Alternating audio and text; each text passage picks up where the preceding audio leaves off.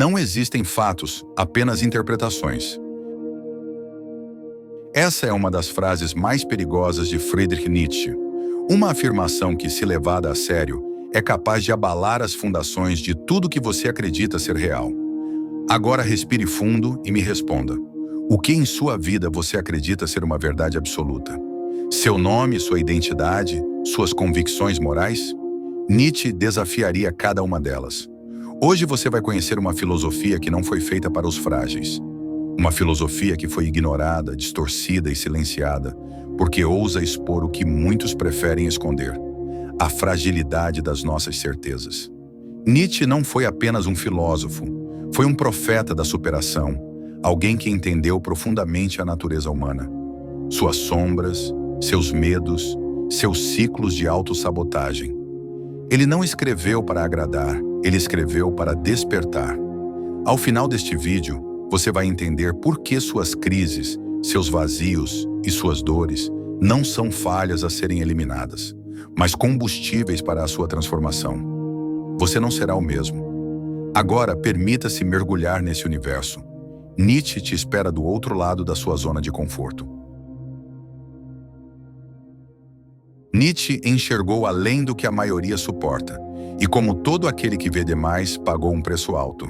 Sua mente, que um dia foi sua maior força, o conduziu à sua própria ruína. Em 1889, em uma rua de Turim, ele abraçou um cavalo que estava sendo chicoteado por seu dono. Nesse instante, sua sanidade se despedaçou. O que leva uma mente brilhante a esse ponto de colapso?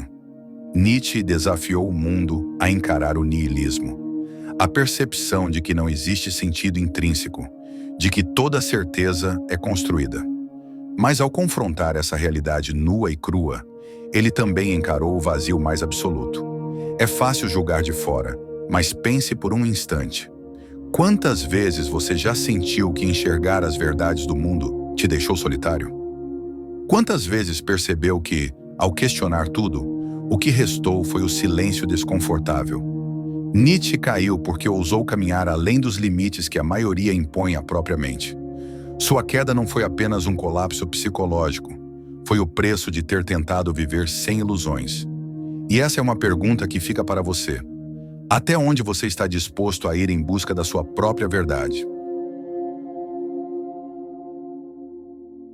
Após sua queda, Nietzsche foi silenciado. Não pela filosofia, mas pelo mundo ao seu redor. Enquanto sua mente mergulhava no abismo, outra pessoa assumia o controle de suas palavras. Sua irmã, Elizabeth.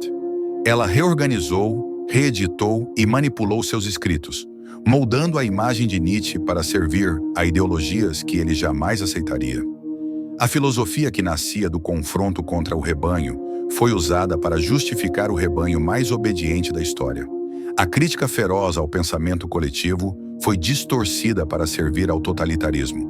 Mas a pergunta que Nietzsche nos deixaria aqui é ainda mais íntima. Quantas vezes a sua essência já foi distorcida para caber nos moldes de outras pessoas? Quantas vezes você aceitou ser editado, lapidado ou diminuído apenas para se encaixar? Nietzsche foi ignorado em vida, distorcido após sua queda e transformado em caricatura. Mas a verdadeira filosofia dele sobreviveu, esperando por aqueles que têm coragem de reencontrá-la. E talvez reencontrar essa filosofia seja também reencontrar partes de si que foram silenciadas há muito tempo. Imagine olhar para tudo o que te aconteceu, as perdas, as rejeições, as quedas, e em vez de desejar que fosse diferente, abraçá-las como se fossem exatamente o que deveria ter acontecido. Isso é amor fati. Nietzsche não acreditava em resignação, muito menos em conformismo. Amor fati é o ato de amar o destino, não suportá-lo, não tolerá-lo, amar. Quantas vezes você se pegou pensando, e se eu tivesse feito diferente? Ou, se ao menos aquilo não tivesse acontecido? Agora se imagine que cada erro, cada fracasso, cada dor, foi um tijolo que construiu exatamente quem você é hoje. E não apenas isso, foi o que te preparou para se tornar quem você pode ser. Nietzsche escreveu: "Minha fórmula para a grandeza em um ser humano é amor fati." não querer nada diferente, nem no passado, nem no futuro, nem por toda a eternidade. Quando você começa a amar o que é, o que foi e o que será, você se torna invencível.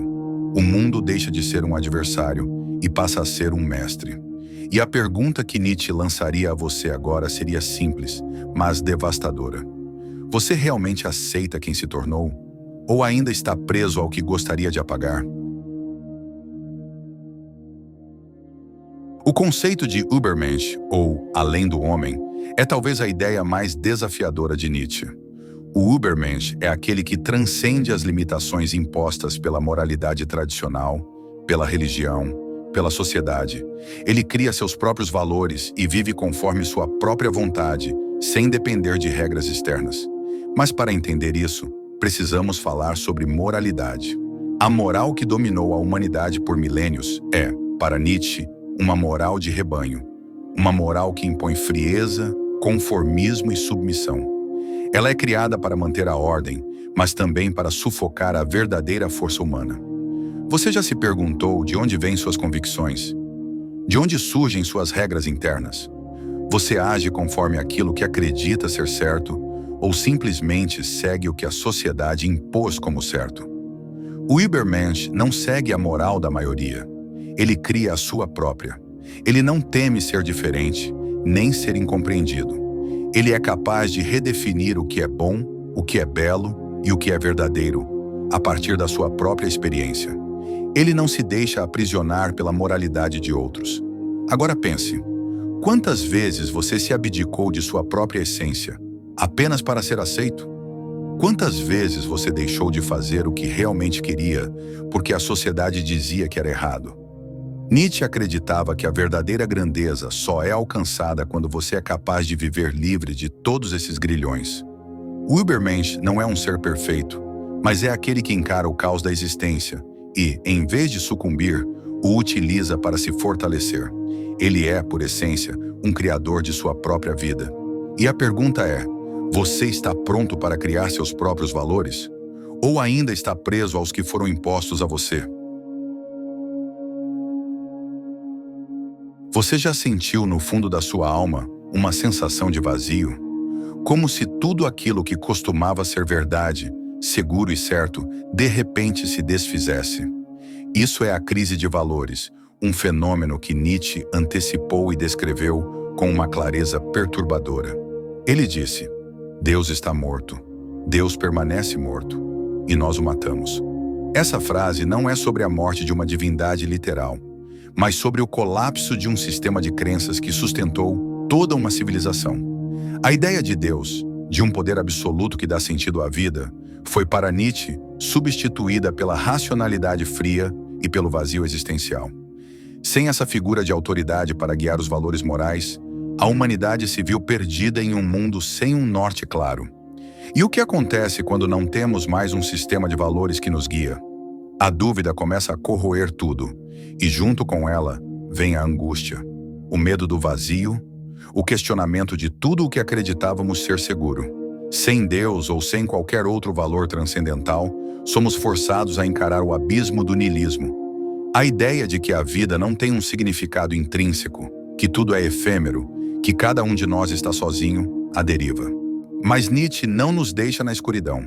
A morte de Deus não é um fim, mas uma oportunidade. Uma chance de criarmos nossos próprios valores, de preenchermos o vazio com significado que surge de dentro, e não de fora. A crise de valores que nos lança no abismo também nos oferece a liberdade de criarmos um novo sentido para a vida. Então, a grande pergunta é, se tudo o que você acreditava ser eterno e absoluto cair por terra, o que restaria? Como você, com sua própria consciência, preencheria esse vazio? Como recriaria sua vida e seu valor, sem depender de algo ou alguém para lhe dizer o que é certo? Agora que você viu o abismo do niilismo, a morte de Deus e a crise de valores, resta uma única questão. O que fazer com essa liberdade? O que fazer quando não há mais nada que dite o certo ou o errado, o belo ou o feio, o bom ou o mal?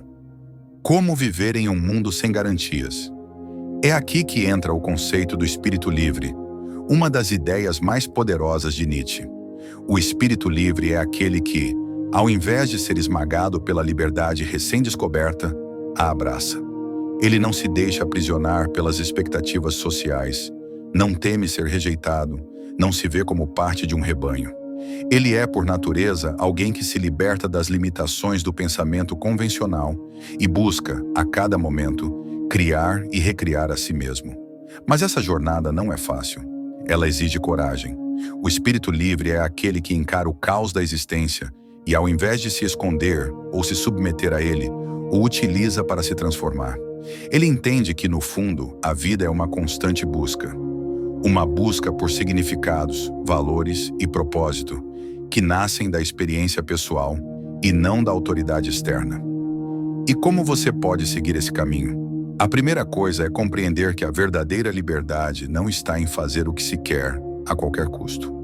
A verdadeira liberdade está em escolher conscientemente quem você quer ser, em entender suas limitações e usá-las para crescer, em assumir total responsabilidade por sua própria vida e destino. Nietzsche, com sua visão inquietante, afirma que o maior desafio do ser humano é viver de acordo com sua própria natureza, sem se deixar moldar por padrões que não refletem sua essência. O espírito livre, então, não é alguém que se isola ou se afasta do mundo. Ele é alguém que, ao se conectar com sua própria verdade, se torna mais capaz de se relacionar de forma autêntica com os outros e com o universo. Pergunte-se agora: você tem coragem de ser quem você é, mesmo quando o mundo não te entende? O que em sua vida precisa ser liberto para que você se torne realmente quem nasceu para ser? Nietzsche não deixou um caminho fácil para seguir. Ele não veio para confortar, mas para incomodar, para provocar a verdadeira mudança. Sua filosofia não é um convite para uma vida simples ou tranquila, mas um desafio radical. Você está disposto a criar sua própria existência, mesmo que isso signifique confrontar suas próprias fraquezas, medos e limitações? A verdadeira grandeza para Nietzsche não está em conformar-se ao que os outros esperam de você, mas em abraçar o caos e, a partir dele, criar algo novo. Ele nos convida a romper com as estruturas que nos aprisionam, a questionar tudo, até mesmo nossa própria identidade, e a reimaginar o mundo segundo a nossa própria vontade. O maior teste para o ser humano, segundo Nietzsche, não é a luta contra os outros, mas a luta contra si mesmo. A maior batalha é contra os próprios medos, os próprios condicionamentos, as próprias mentiras que nos contamos para justificar a falta de coragem de viver plenamente. Porém, esse desafio tem um preço. Tornar-se quem você é demanda dor. Você terá que enfrentar a solidão, pois o caminho da autenticidade nem sempre é aceito pelos outros. Você terá que lidar com o desconforto da mudança, com a perda de certezas e, principalmente, com o peso da responsabilidade de viver de acordo com sua própria verdade.